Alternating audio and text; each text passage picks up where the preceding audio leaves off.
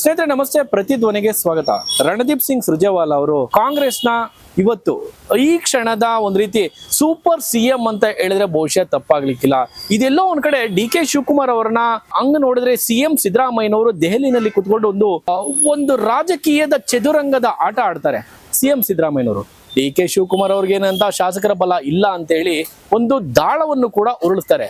ಇದೆ ಈಗ ಆ ಮೂಲಕ ಎಲ್ಲ ಒಂದ್ ಕಡೆ ಡಿ.ಕೆ. ಶಿವಕುಮಾರ್ ಅವರನ್ನ ಕುಂದಿಸುವ ಮತ್ತು ಅವರ ಹುದ್ದೆಯನ್ನ ಡಮ್ಮಿ ಮಾಡುವಂತಹ, ಅವರ ಒಂದು ತಾಕತ್ತನ್ನ ಕುಗ್ಗಿಸುವಂತಹ ಕೆಲಸ ಮಾಡಿದ್ರು ಅವತ್ತು ಸಿಎಂ ಸಿದ್ದರಾಮಯ್ಯನವರು. ಇದೀಗ ಅಂತಹದೇ ರಾಜಕೀಯ ಚದುರಂಗದ ಆಟವನ್ನ ಸೈಲೆಂಟ್ ಆಗಿ ಡಿ.ಕೆ. ಶಿವಕುಮಾರ್ ಅವರು ಮಾಡಿದ್ರು.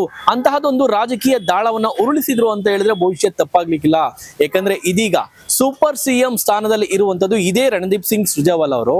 ಏನೆಲ್ಲ ಮಾಡ್ತಾ ಇದ್ದಾರೆ ಎನ್ನುವಂಥದ್ದು ಎಲ್ಲರೂ ಕೂಡ, ಎಲ್ಲ ಜನರು ಕೂಡ, ಜೊತೆಯಲ್ಲಿ ರಾಜಕೀಯ ಪಕ್ಷದವರು ಕೂಡ ಗಮನಿಸ್ತಾ ಇರುವಂತದ್ದು.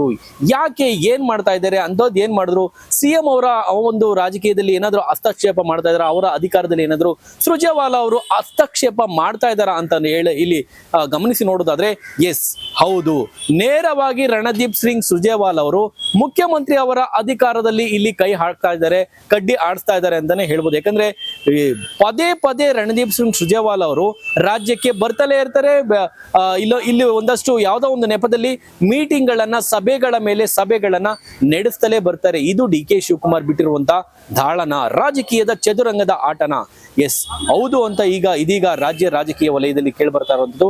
ಡಿ.ಕೆ. ಶಿವಕುಮಾರ್, ನೀವು ನನ್ನನ್ನ, ಸಿದ್ದರಾಮಯ್ಯನವರೇ ನೀವು ನನ್ನನ್ನ ಡಮ್ಮಿ ಮಾಡೋದಕ್ಕೆ ಹೋದ್ರೆ ನಾನು ಕೂಡ ನಿಮ್ಮನ್ನ ಡಮ್ಮಿ ಮಾಡ್ತೀನಿ, ನನಗೂ ರಾಜಕೀಯದ ಚದುರಂಗದ ಆಟ ಗೊತ್ತು ಅಂತೇಳಿ ಇದೀಗ ಬಂಡೆ ಉರುಳಿಸಿರುವಂತಹ ದಾಳಕ್ಕೆ ಸಿಎಂ ಸಿದ್ದರಾಮಯ್ಯನವರು ಎಲ್ಲ ಒಂದು ರೀತಿ ತಗ್ಲಾಕೊಂಡಿದ್ದಾರೆ ಅಂತ ಹೇಳಿದ್ರೆ ಬಹುಶಃ ತಪ್ಪಾಲಿಕ್ಕಿಲ್ಲ. ರಣದೀಪ್ ಸಿಂಗ್ ಸುರ್ಜೇವಾಲಾ ಅವರು ನಡೆಸ್ತಾ ಇರುವಂತ ಆ ಒಂದು ಮೀಟಿಂಗ್ ಇದೆಯಲ್ಲ, ಒಂದು ಕಡೆ ಶಾಸಕರನ್ನ, ಅವರ ಅಭಿವೃದ್ಧಿ ಮತ್ತು ಅವರ ಕುಂದುಕೊರತೆಯನ್ನ ಕೇಳೋದಕ್ಕೆ ನಾನು ಮೀಟಿಂಗ್ ಮಾಡ್ತೀನಿ ಅಂತೇಳಿ ಶಾಸಕರ ಜೊತೆ 1-to-1 ಮೀಟಿಂಗ್ ಮಾಡ್ತಾರೆ.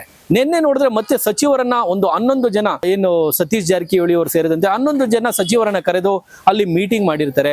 ಸೊ ಈ ಮೀಟಿಂಗ್ ನ ಉದ್ದೇಶ ಏನು? ಆ ಮೀಟಿಂಗ್ ನಲ್ಲಿ ಸಾಕಷ್ಟು ಜನ ಸಚಿವರು ಇದ್ರು, ಮಧು ಬಂಗಾರಪ್ಪನವರು ಇದ್ರು, ಜೊತೆಯಲ್ಲಿ ಸಾಕಷ್ಟು ಜನ ಸಚಿವರು ಈ ಒಂದು ಮೀಟಿಂಗ್ ನಲ್ಲಿ ಭಾಗಿಯಾಗಿದ್ರು. ಸುಮಾರು 11 ಜನ ಸಚಿವರು ಭಾಗಿಯಾಗಿದ್ರು. ಈ ಮೂಲಕ ಈ ತರಹದ ಇವ್ರು ಕೊಡುವಂತ ಸಬೂಬು ಏನಂದ್ರೆ, ರಣದೀಪ್ ಸಿಂಗ್ ಸುರ್ಜೇವಾಲಾ ಅವರು, ಇಲ್ಲ ಸಿದ್ದರಾಮಯ್ಯನವರ ಅಧಿಕಾರದಲ್ಲಿ ನಾನು ಹಸ್ತಕ್ಷೇಪ ಏನು ಮಾಡ್ತಾ ಇಲ್ಲ, ಬಟ್ ಇಲ್ಲಿ ರಾಜ್ಯದಲ್ಲಿ ನಡೀತಾ ಇರುವಂತಹ ಕುಂದುಕೊರತೆಗಳು, ಜೊತೆಯಲ್ಲಿ ಅಭಿವೃದ್ಧಿ ಕೆಲಸ ಕುರಿತು, ಜೊತೆಯಲ್ಲಿ ಅಧಿಕಾರಿಗಳ ಕುರಿತು ಮಾಹಿತಿಗಳನ್ನ ತೆಗೆದುಕೊಂಡೋಗಿ ನಾನು ಹೈಕಮಾಂಡ್ಗೆ ತಲುಪಿಸುವಂತ ಕೆಲಸ ಮಾಡ್ತಾ ಇದ್ದೀನಿ ಅಂತ ಮೇಲ್ನೋಟಕ್ಕೆ ಹೇಳಿದ್ರು ಕೂಡ ಇಲ್ಲಿ ಸಿಎಂ ಅವರ ಅಧಿಕಾರದಲ್ಲಿ ಹಸ್ತಕ್ಷೇಪ ಮಾಡುವ ಮೂಲಕ ಅಥವಾ ಮಾಡಿಸುವ ಮೂಲಕ ಸಿಎಂ ಅವರ ಶಕ್ತಿಯನ್ನ ಕುಂದಿಸುವಂತ ಕೆಲಸ ಮಾಡ್ತಾ ಇರುವಂತದ್ದು ಘಂಟಾಘೋಷವಾಗಿ ಎಲ್ರಿಗೂ ಕೂಡ ಈಗ ಬಯಲಾಗಿರುವಂತ ಸಂಗತಿ. ಡಿ.ಕೆ. ಶಿವಕುಮಾರ್ ಅವರ ಬುಡಕ್ಕೆ ಕೈ ಹಾಕಿದ್ರೆ ಡಿ.ಕೆ. ಶಿವಕುಮಾರ್ ಇದೇ ಸಿದ್ದರಾಮಯ್ಯನವರ ಬುಡಕ್ಕೆ ಕೈ ಹಾಕ್ತಾ ಇದ್ದಾರೆ ಎನ್ನುವಂತ ಮಾಹಿತಿ ಲಭ್ಯವಾಗ್ತಾ ಇದೆ. ಡಿ.ಕೆ. ಶಿವಕುಮಾರ್ ಇರುವಂತ ಈಗ ಬರ್ತಾ ಇರುವಂತ ಮಾಹಿತಿ ಏನಂದ್ರೆ, ನಿನ್ನೆ ನಡೆದಿರುವಂತಹ ಒಂದು 1-to-1 ಮೀಟಿಂಗ್ ನಲ್ಲಿ ಡಿ.ಕೆ. ಶಿವಕುಮಾರ್ ಅವರಿಗೆ 2 ಹುದ್ದೆ ಯಾಕೆ ಬೇಕು, ಒಂದು DCM, ಮತ್ತೊಂದು ಏನು KPCC ಅಧ್ಯಕ್ಷ ಸ್ಥಾನ. ಒಬ್ಬರಿಗೆ ಒಂದೇ ಹುದ್ದೆ ಎನ್ನುವಂತೆ ಏನು ಕಾಂಗ್ರೆಸ್ನ ಒಂದು ನಿಯಮದಂತೆ ಡಿ.ಕೆ. ಶಿವಕುಮಾರ್ ಅವ್ರಿಗೆ ಬೇರೆ ನ್ಯಾಯ, ನಮಗೆ ಒಂದು ನ್ಯಾಯನ ಎನ್ನುವಂತ ಆ ಒಂದು ವಾದವನ್ನು ಕೂಡ ಇಲ್ಲಿ ಸತೀಶ್ ಜಾರಕಿಹೊಳಿ ಅವರು ಸುರ್ಜೇವಾಲಾ ಅವ್ರ ಮುಂದೆ ಇಟ್ಟಿದ್ದಾರೆ. ನನಗೂ ಕೂಡ ಹಿಂದುಳಿದ ವರ್ಗದ ನಾಯಕತ್ವಕ್ಕೆ ನೀವು KPCC ಅಧ್ಯಕ್ಷ ಸ್ಥಾನವನ್ನ ಕೊಡ್ಲೇಬೇಕು ಎನ್ನುವಂತ ಪಟ್ಟನ್ನ ಮತ್ತು ಬೇಡಿಕೆಯನ್ನ, ಡಿಮ್ಯಾಂಡ್ ಅನ್ನ ಇಲ್ಲಿ ಸತೀಶ್ ಜಾರಕಿಹೊಳಿ ಅವರು ಸುರ್ಜೇವಾಲಾ ಅವರ ಮುಂದೆ ಇಟ್ಟಿದ್ದಾರೆ ಎನ್ನುವಂತ ಮಾತುಗಳು ಕೇಳಿ ಬರ್ತಾ ಇರುವಂತದ್ದು. ಇದೇ ಕಾಳವನ್ನ ಸಿಎಂ ಸಿದ್ದರಾಮಯ್ಯನವರು ಕೂಡ ಉರುಳಿಸಿರುವಂತದ್ದು. ಡಿ.ಕೆ. ಶಿವಕುಮಾರ್ ಅವರಿಗೆ ಅಷ್ಟೊಂದು ಹುದ್ದೆಗಳನ್ನ ನಿಭಾಯಿಸೋದಕ್ಕೆ ಬಹುಶಃ ಕಷ್ಟ ಆಗ್ಬೋದು. ಹಾಗಾಗಿ ಅವರ ಕಷ್ಟವನ್ನ ಸ್ವಲ್ಪ ಕಡಿಮೆ ಮಾಡೋದಕ್ಕೆ, ಅಂದ್ರೆ ಅವರ ಇಂಡೈರೆಕ್ಟ್ಲಿ ಅವರ ಆ ಒಂದು ವರ್ಚಸ್ಸನ್ನ ಅಥವಾ ಅವರ ಪವರ್ ಅನ್ನ ಕುಂದಿಸೋದಕ್ಕೆ ಎಲ್ಲೋ ಒಂದ್ ಕಡೆ ಈ ಒಂದು ಬಣ ಸಿಎಂ ಸಿದ್ದರಾಮಯ್ಯ ಹೇಳಿ ಕೇಳಿ ಸತೀಶ್ ಜಾರಕಿಹೊಳಿ ಅವರು ಸಿಎಂ ಸಿದ್ದರಾಮಯ್ಯನವರ ಬಣ. ಸೊ ಎಲ್ಲ ಒಂದ್ ಕಡೆ ಸಿಎಂ ಸಿದ್ದರಾಮಯ್ಯನವರು ಡಿ.ಕೆ. ಶಿವಕುಮಾರ್ ಅವರ ಒಂದು ಶಕ್ತಿಯನ್ನ ಅಥವಾ ಆ ಒಂದು ಪವರ್ ಅನ್ನ ಕುಂದಿಸೋದಕ್ಕೆ ಇಲ್ಲಿ ಪ್ರಯತ್ನ ಪಟ್ರು ಅಂತ ಹೇಳಿದ್ರೆ ಬಹುಶಃ ತಪ್ಪಾಲಿಕ್ಕಿಲ್ಲ. ಸದ್ಯದಲ್ಲೇ ಉದಯಪುರದಲ್ಲಿ AICC ಕಾರ್ಯಕಾರಿಣಿ ಸಭೆ ನಡೆಯುವಂತ ಮಾಹಿತಿ ಇದೆ. ಆ ಒಂದು ಸಭೆನಲ್ಲೂ ಕೂಡ ಇದೇ ಚರ್ಚೆಯನ್ನ ಮುಂದಿಡ್ಬೇಕೆನ್ನುವಂತ ವಾದಗಳು ಕೇಳಿ ಬರ್ತಾ ಇರುವಂತದ್ದು. ಡಿ.ಕೆ. ಶಿವಕುಮಾರ್ ಅವ್ರಿಗೆ ಇರ್ತಕ್ಕಂಥ ಏಕೈಕ ಪವರ್ ಏನಂದ್ರೆ, ಅಲ್ಲಿ ಹಂಗ್ ನೋಡಿದ್ರೆ ಡಿ.ಕೆ. ಶಿವಕುಮಾರ್ ಅವ್ರಿಗೆ ಈ DCM ಹುದ್ದೆ ಅವಶ್ಯಕತೆ ಇಲ್ಲ. ಅವ್ರಿಗೆ ಬೇಕಾಗಿರುವಂತದ್ದು ಪವರ್ಫುಲ್ ಹುದ್ದೆ ಯಾವುದು ಅಂದ್ರೆ ಅದು KPCC ಅಧ್ಯಕ್ಷ ಸ್ಥಾನ. ಈ KPCC ಅಧ್ಯಕ್ಷ ಸ್ಥಾನದ ಮೇಲೆ ಸಾಕಷ್ಟು ಜನರ ಕಣ್ಣಿದೆ. ಅದರಲ್ಲಿ ಪ್ರಮುಖವಾಗಿ ಸತೀಶ್ ಜಾರಕಿಹೊಳಿ ಅವರು ಇಲ್ಲ, ಈ ಹುದ್ದೆ ನಮಗ್ ಬೇಕು ಅಂತ. ಸೊ ಆದ್ರೆ ಡಿ.ಕೆ. ಶಿವಕುಮಾರ್ ಕೂಡ ಸೈಲೆಂಟ್ ಆಗಿ ಒಂದು ರಾಜಕೀಯದ ಗೇಮ್ ಆಡ್ತಾ ಇರುವಂತಹ ಈ ಒಂದು ನಿಟ್ಟಿನಲ್ಲಿ MB ಪಾಟೀಲ್ ಅವರ ಹೆಸರು ಕೂಡ ಇಲ್ಲಿ ಕೇಳಿ ಬರ್ತಾ ಇದೆ KPCC ಅಧ್ಯಕ್ಷ ಸ್ಥಾನಕ್ಕೆ. ಆಗೊಮ್ಮೆ ಆಗೊಮ್ಮೆ ಇವರ ಕೈ ತಪ್ಪಿದ್ರು ಕೂಡ ಡಿ ಕೆ ಶಿವಕುಮಾರ್ ಯಾವುದೇ ಕಾರಣಕ್ಕೂ ಸತೀಶ್ ಜಾರಕಿಹೊಳಿ ಅವರ ಕೈಗೆ ಈ ಕೆಪಿಸಿಸಿ ಸ್ಥಾನವನ್ನ ಸಿಗುವಂತೆ ಮಾಡೋದಿಲ್ಲ.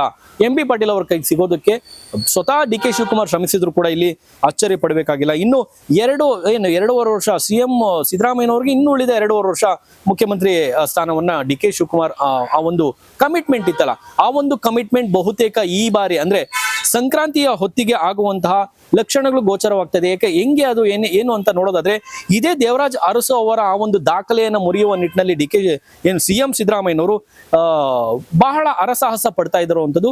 ಬಹುತೇಕ ಸಂಕ್ರಾಂತಿ ಅಷ್ಟೊತ್ತಿಗೆ ಆ ಒಂದು ಅವಧಿ ಮುಗಿಯುತ್ತೆ. ಅಂದ್ರೆ ದೇವರಾಜ್ ಅರಸು ಅವರು 7 ವರ್ಷ 8 ತಿಂಗಳ ಕಾಲ ಅವರು ಮುಖ್ಯಮಂತ್ರಿ ಆಗಿ ಅಧಿಕಾರ ವಹಿಸ್ಕೊಂಡಿದ್ರು. ಅದೇ ರೀತಿ ಬಹುತೇಕ ಜನವರಿ ಅಷ್ಟೊತ್ತಿಗೆ ಮುಖ್ಯಮಂತ್ರಿ ಸಿದ್ದರಾಮಯ್ಯನವರ ಜನವರಿ 15 ಆ ಹೊತ್ತಿಗೆ ಒಂದು 7 ವರ್ಷ 8 ತಿಂಗಳು ತುಂಬಿರುತ್ತೆ. ಸೊ ಅಷ್ಟೊತ್ತಿಗೆ ಮುಖ್ಯಮಂತ್ರಿ ಸಿದ್ದರಾಮಯ್ಯನವರ ಕಮಿಟ್ಮೆಂಟ್ ಅಂತೆ ಡಿ ಕೆ ಶಿವಕುಮಾರ್ ಅವರಿಗೆ ಬಹುತೇಕ ಮುಖ್ಯಮಂತ್ರಿ ಸ್ಥಾನವನ್ನ ಬಿಟ್ಟು ಕೊಡ್ತಾರೆ ಎನ್ನುವಂತಹ ವಾದಗಳು ಇದೀಗ ಕೇಳಿ ಬರ್ತಾ ಇರುವಂತದ್ದು. ಸ್ನೇಹಿತರೆ, ನಿಮ್ಮ ಅನಿಸಿಕೆ ಪ್ರಕಾರ ಇದೆಲ್ಲ ನಡೆದು ಹೋಗ್ಬೋದಾ? ಈ ಕ್ಷಿಪ್ರ ಕ್ರಾಂತಿ ನಡೆಯೋದಕ್ಕೆ ಸಾಧ್ಯನಾ? ಡಿ ಕೆ ಶಿವಕುಮಾರ್ ಅವರು 2.5 ವರ್ಷ ಅವಧಿಗೆ ಮತ್ತೆ ಅವರು ಮುಖ್ಯಮಂತ್ರಿ ಆಗ್ಬೋದಾ? ಸಿಎಂ ಸಿದ್ದರಾಮಯ್ಯನವರು ತಮ್ಮ ಮುಖ್ಯಮಂತ್ರಿ ಸ್ಥಾನಕ್ಕೆ ರಾಜೀನಾಮೆ ಕೊಡಬಹುದಾ? ನಿಮ್ಮ ಅನಿಸಿಕೆಯನ್ನು ಕಾಮೆಂಟ್ ಮಾಡಿ. ನೋಡ್ತಾ ಇರಿ ಪ್ರತಿಧ್ವನಿ. ಹೆಚ್ಚಿನ ವಿಡಿಯೋಗಳಿಗೆ ಪ್ರತಿಧ್ವನಿ ಯೂಟ್ಯೂಬ್ ಚಾನೆಲ್ ಸಬ್ಸ್ಕ್ರೈಬ್ ಮಾಡಿ, ಬೆಲ್ ಐಕಾನ್ ಕ್ಲಿಕ್ ಮಾಡಿ.